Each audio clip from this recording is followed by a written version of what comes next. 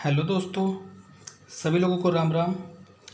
आज हम डिस्कस करेंगे कि शेयर मार्केट में हमें स्टॉक्स को बेचना कब है। सभी लोग इसके बारे में डिस्कस करते हैं कि हमें कब शेयर खरीदना चाहिए, कौन से शेयर खरीदने चाहिए, किस लेवल पे शेयर हमें खरीदने चाहिए, कितनी क्वांटिटी में शेयर हमें खरीदना चाहिए। लेकिन बहुत कम ही रिटेल इन्वेस्टर है जो इस बात पे ध्यान देते हैं कि शेयर को हमें बेचना कब है। आइए हम उसके बारे में देखते हैं। हमने इससे पहले अपनी वीडियो में देखा था कि शेयर मार्केट में हमें लगभग 30-40 और इन सम एक्सट्रीम केसेस 50% तक का रिस्क लेके चलना होता है अपने कैपिटल पे। अगर हम 40-50% का रिस्क ले रहे हैं तो हम कितना एक्सपेक्ट कर सकते हैं प्रॉफिट उससे। तो जैसा मैंने पहले भी आपको बताया था कि हम लगभग उससे अनलिमिटेड प्रॉफिट, या हम बोले 10 गुना, 50 गुना, 100 गुना प्रॉफिट भी हम अपने कैपिटल पे एक्सपेक्ट कर सकते हैं। शेयर मार्केट में अब अगर हम सेलिंग की बात करते हैं कि हमें बेचना कब है, सबसे जो यहाँ पे की स्किल हमें रिक्वायरमेंट है, या उसको मैं बोलूँगा कि मैंडेटरी स्किल इज पेशेंस। हमें हमारे अंदर पेशेंस रखना चाहिए। कोई भी शेयर है, पहले वो 10% बढ़ेगा, 20%, 50%, देन वो 100% का रिजल्ट देगा। कुछ टाइम बाद 2 गुना होगा, 5 गुना, 10 गुना या 50 गुना। अगर हमने पेशेंस नहीं रखा, हमने उसको 40-50% या 100% पे बेच दिया, तो हमारे लिए वो मल्टीबैगर रिटर्न नहीं दे पाया। क्यों? क्योंकि हमने उसको 100% पे ही बेच दिया। बट सबसे इम्पोर्टेंट पैरामीटर जो यहाँ पे है, do we have capacity to hold multibagger share. क्या हम मल्टीबैगर शेयर को होल्ड कर सकते हैं? जैसे ही वो 50-100% रिटर्न देगा, मोर देन 99% रिटेल इन्वेस्टर उस शेयर को सेल कर देते हैं, ये सोच के कि ये वापस प्राइस नीचे ना आ जाए। अभी मैं बेच देता हूँ, बाद में नीचे आएगा तो मैं ख़रीद लूँगा। वो मार्केट को टाइम करने की कोशिश करते हैं। और हिस्ट्री यहाँ पे आप देख लीजिए, जिसने मार्केट को टाइम किया है वो मार्केट से कभी पैसा नहीं कमा पाया है। यहाँ पे कुछ ही इन्वेस्टर होते हैं लाखों करोड़ों में से जो शेयर्स को होल्ड करते हैं जब तक कि मल्टीबैगर रिटर्न दे, यानी 10 गुना, 20 गुना, 50 गुना, 100 गुना। कुछ ही इन्वेस्टर होते हैं, आप और हम उनका नाम जानते हैं, जिन्होंने शेयर से 50 या 100 गुना या उससे भी ज़्यादा रिटर्न कमाया है। God of investment mister Warren Buffett कहते हैं, if you are not willing to own a stock for 10 years, don't even think about owning it for 10 minutes. अगर आप किसी शेयर को 10 साल के लिए होल्ड नहीं कर सकते हो, तो उस शेयर को अपने पोर्टफोलियो में 10 मिनट का भी स्पेस आपको नहीं देना चाहिए। 10 मिनट के लिए भी आपको अपने पोर्टफोलियो में वो शेयर नहीं रखना चाहिए। ऐसा God of investment mister Warren Buffett कहते हैं। काफ़ी यहाँ पे म्यूचुअल फंड मैनेजर है जिन्होंने काफ़ी अपने इंटरव्यूज में सामने से बोला है कि हमने कुछ शेयर्स को 5 गुना या 10 गुने पे बेच दिया था, ये सोच के कि अब प्राइस काफ़ी एक्सट्रीम लेवल, मैक्सिमम लेवल तक पहुँच गया है, now price is over priced.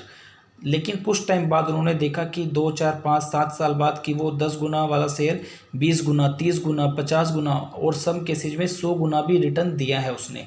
लेकिन उन्होंने उसको 5 या 10 गुना में बेच दिया था, तो उनके लिए वो उतना प्रॉफिट अर्न नहीं कर सका वो पर्टिकुलर शेयर।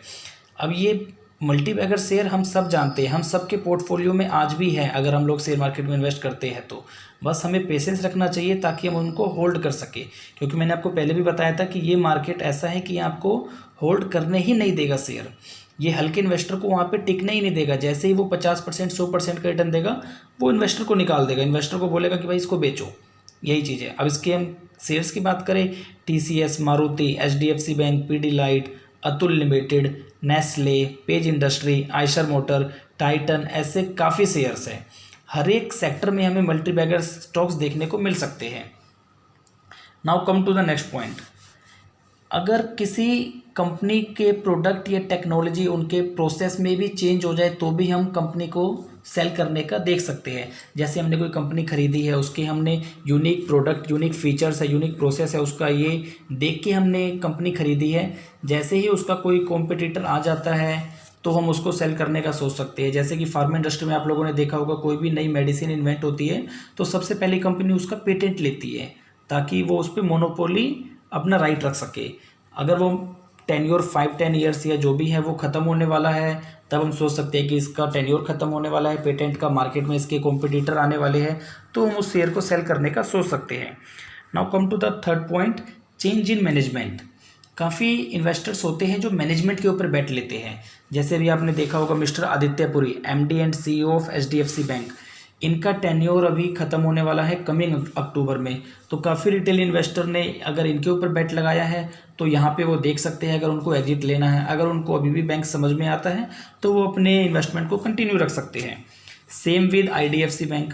काफ़ी इन्वेस्टर्स ने, यहाँ तक कि बड़े इन्वेस्टर्स ने भी मिस्टर वैद्यनाथन पे बेट लगाया है, उनके एक्सपीरियंस पे, उनके तजुर्बे पे बेट लगाया है।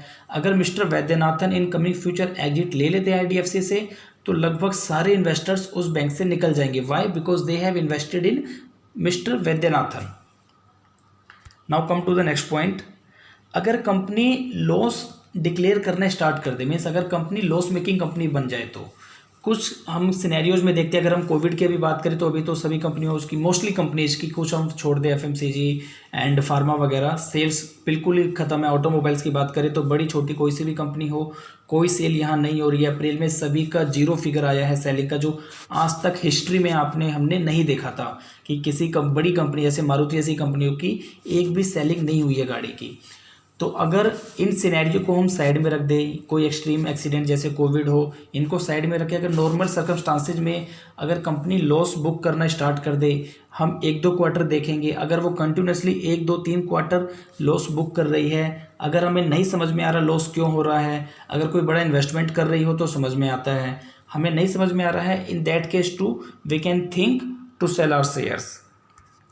Now moving on next point, over exposure in a company और इन अ पर्टिकुलर इंडस्ट्री। हमने देखा होगा कि हमें से कई इन्वेस्टर होते हैं जो एक पर्टिकुलर इंडस्ट्री में मोर देन 40-50% का इन्वेस्टमेंट कर देते हैं। जैसे suppose I like banking industry very much, तो मैंने अगर बैंकिंग में 50% का इन्वेस्टमेंट कर दिया है, then this is not the right way for investment. तो मेरे को वहाँ पे इन्वेस्टमेंट अपना सेल करना पड़ेगा। मेरे को एक इंडस्ट्री में 25% से ज़्यादा इन्वेस्ट नहीं करना है, चाहे वो कितना ही चाहिए मेरा इंडस्ट्री हो। Same with particular company. अगर एक कंपनी में मेरा इन्वेस्टमेंट मोर देन 10% है तो वहाँ भी मुझे अपने शेयर्स को सेल करने पड़ेंगे, क्योंकि एक कंपनी में हम लोगों को 8 से 10% अपने पोर्टफोलियो का उससे ज़्यादा नहीं लगाना है, चाहे वो कितना ही मल्टीबैगर रिटर्न क्यों ना हमें दे चुका हो। यहाँ पे हम देखते हैं कुछ लोग एक ही शेयर में 15, 20, 25, 30% या उससे ज़्यादा लगा देते हैं, तो वहाँ पे हमें शेयर को सेल करना पड़ेगा। इस केस में भी हम शेयर्स को सेल कर सकते हैं। Moving on, last point is in case of urgent need.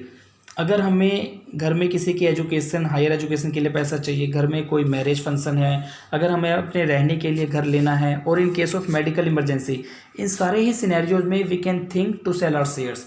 It doesn't mean कि हमें उसमें कितना इन्वेस्टमेंट पे कितना रिटर्न आ रहा है, या मल्टीबैगर नहीं बना है, या लॉस हो रहा है और नो प्रॉफिट नो लॉस है, वट एवर द सिनेरियो, अगर हमें अर्जेंट नीड है मनी का तो हम वहाँ पे सेल कर सकते हैं। अगर वीडियो आपको अच्छा लगा हो तो वीडियो को लाइक कीजिए, चैनल सब्सक्राइब कीजिए अगर आपने सब्सक्राइब नहीं किया है तो, अपने फ्रेंड्स के साथ इसको शेयर करो ताकि उनको भी पता चल सके कि शेयर को हमें बेचना कब है। Thank you very much for your time.